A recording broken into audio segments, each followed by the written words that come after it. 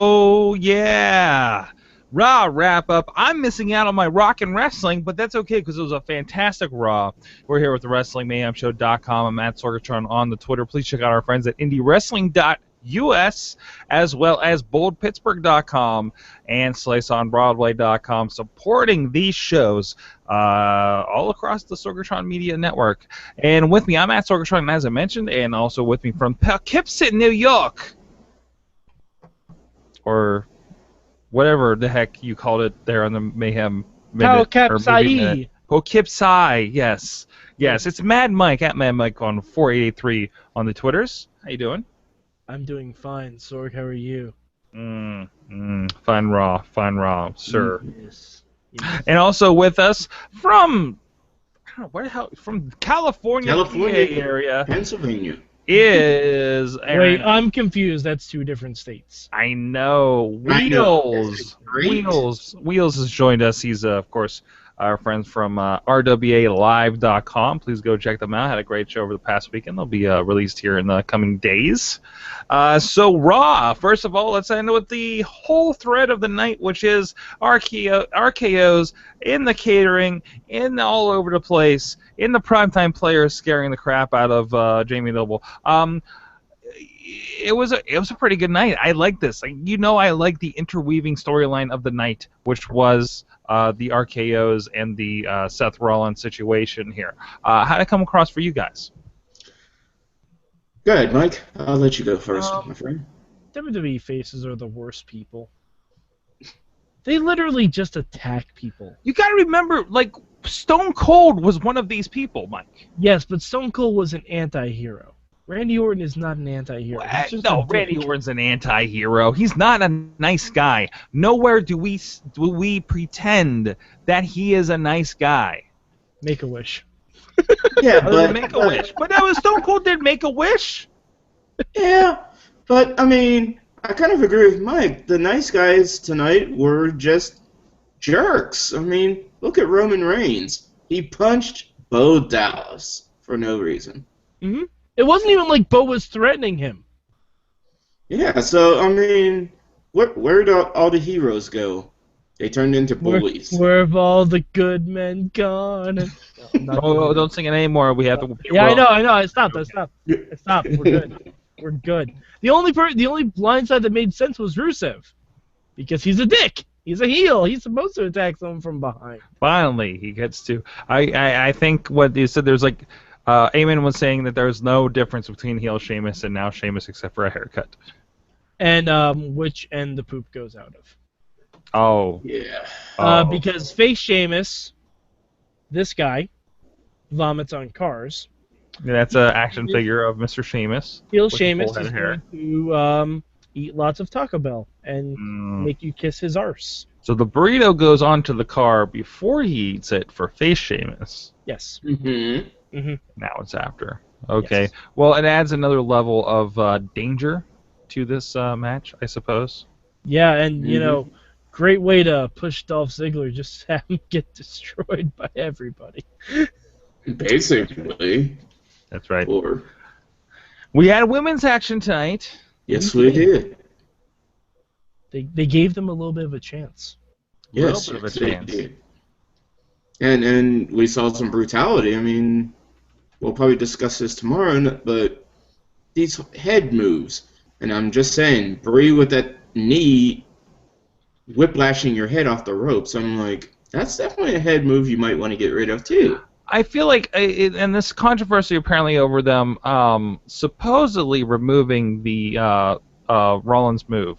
The curb stomp. For the curb stomp. For being a head injury prone move, I guess. I feel like I feel like a back bump is that. I had a discussion last night with a pro wrestler of note that we talked about that, about what happens when your head gets whipped back. We had a little bit of discussion about concussions and how many of these guys are taking bumps over the top rope and all the way out the side, and that momentum on the concrete floor and everything. Back bumps can lead to concussions. Mm-hmm. I don't know. This is a whole other discussion, maybe not for the Raw wrap-up. But anyways, it was a fantastic women's match. Yes, yes, it was. So I agree. I mean, it did make me want to sit there and go, all all right, I'm going to go do something else. I actually enjoyed watching it. They just went back and forth. I'm like, this is what I like. This is women's wrestling. I like the thread with Kane. And I may be alone here. I like the thread with Kane. I like Kane going back and forth. He's turning his resignation. They have him as the gatekeeper. Triple H is saying, no, you guys have to figure this out. And Triple H kind of still kind of guiding Seth Rollins, but still being the tough father a little bit. I think I like it. I like it, and I hope, of course, this needs to end up with old school or maybe a new version of old school Kane or something like that. But I like that there's many layers to what's going on now with the main event. It's not convoluted, but it seems to make sense. I think overall it's a decent story for Kane, but using him in the John Cena Open Challenge segment tonight was a waste. I feel, because it wasn't like John Cena showed any inherent threat of Kane. If anything, he was able to beat Kane easier than anyone else he's faced in this Open Challenge. Yes, but I mean, you saw the shock and even Cena's face, like, wait a minute, you, of all people, want to try to get... Oh, no. So, but Kane's been around for 20 years. Yeah. Like, consistently. That's crazy. And we've talked about this in other locations before, but seriously, like, Kane, we're like, oh, we're tired of Kane, etc., etc. But for a guy his size, for a guy that's been around as long as he has, Kane's not bad, man. No. I'm way less tired of Kane than I am of Big Show. Because of Big Show, they've literally done everything they can do with Big Show. Kane has another good run in him. I just don't think this is leading to it. It still amazes me. Like I flipped on the network last night and they had Extreme Rules from last year. I forget that we had a pretty crazy hardcore match, including flaming tables with Kane and Daniel Bryan. I mean, just like, he's still doing this at his age is tremendous. He's gonna Terry Funk this thing. And it wasn't that long ago we had like Kane versus Bray Wyatt in an Inferno match. Right. Also very true. I forget what they called it, like Ring of Fire or some bullshit, but like, Kane was the world champion not that long ago. And a credible one, like beating The Undertaker consistently. Like, where's that version of Kane? We need that back. Yeah, and he needs to put a shirt on. I'm sorry, he's muscular looking, but when your gut has abs, it's kind of frightening. Dude, he's not. But again, he's not as bad as like we've seen the guys on the indies. Like after, he's not bad. He's not in bad shape for his age and everything. No. I'm pulling up some highlights to kind of refresh, because it's 3 hours. It's a long night. Looking at the Lucha Dragons and I almost called him 3MB. The New Day. I'm sorry, Heath Slater making an appearance tonight in catering. That was pretty fun. But again, another fun tag match. Still building up a little bit of the New Day for this new kind of heel thing going on. It seems like we've had a lot of like heel kind of stuff lately, haven't we? I mean, we had Bellas and Naomi. Thank you. I'm sorry. Funkadelics all look the same to me. But between that and what we're going to get with the tag team championship, but again, it's like it's competition over everything, and I think that's fun, especially when something like the tag titles, you can do something that with, and regardless of being on the pre-show, I'm looking forward to that match. I mean, if anything, that's the pre-show that they're trying to get people to watch because the network is free this month. Right, exactly. Because the pre-show, you can't watch it if you buy the pay-per-view on terrestrial cable.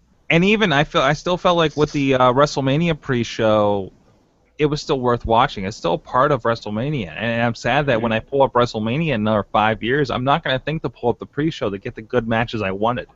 The pre-show, I think, was better than some of Mania, arguably. I would go with you on that. I'd probably go with you on that. That four-way tag match was amazing. Couple quick things I want to talk about, touch on real quick. Dean Ambrose, Luke Harper turning into a Chicago street fight. Good. They color coordinated this week. I'm glad to see that. I was tired of them having the same wife beaters. Yes. But looking forward to that. I think it's going to be a fun brawl match, kind of thing. Interesting comment on that note. Talking about, hey, it could have been Dean Ambrose in your spot. It didn't matter. It could have been El Torito. By the way, give El Torito a chance. I hope I get trending. I don't know. We'll see. Any thoughts on that before I move on? I wish it was a Falls Count Anywhere match instead. But we still already. Oh, I guess I keep confusing. Last Man Standing. A street fight has to end in the ring.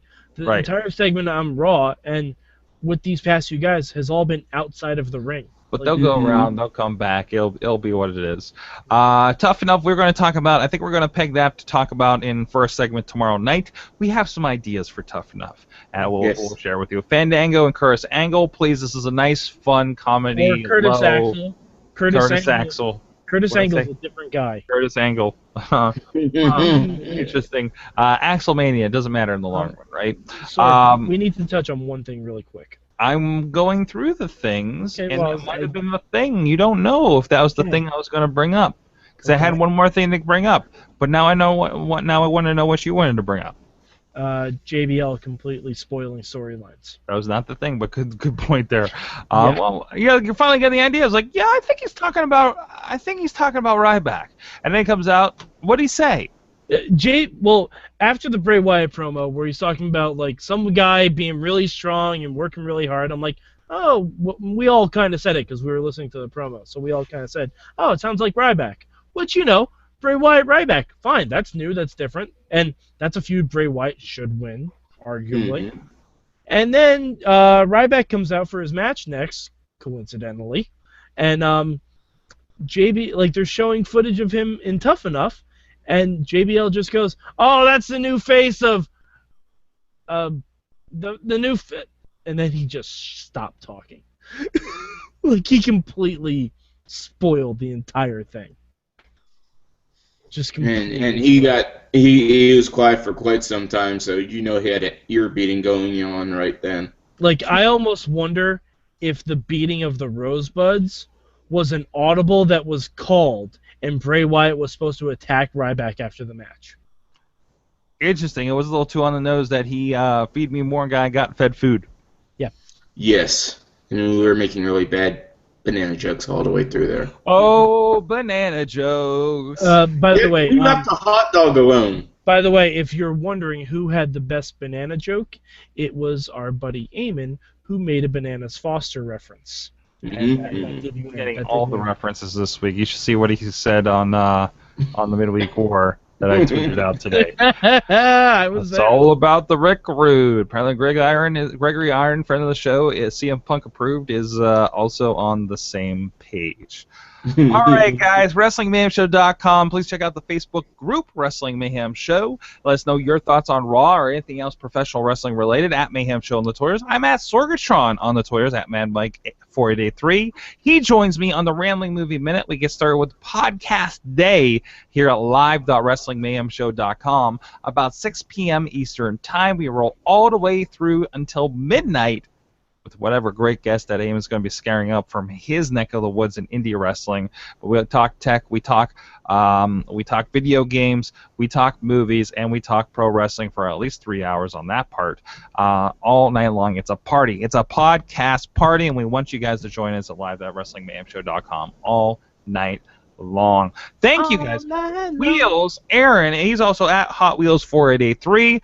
Hot Wheels RWA. Hot Wheels. Thank you.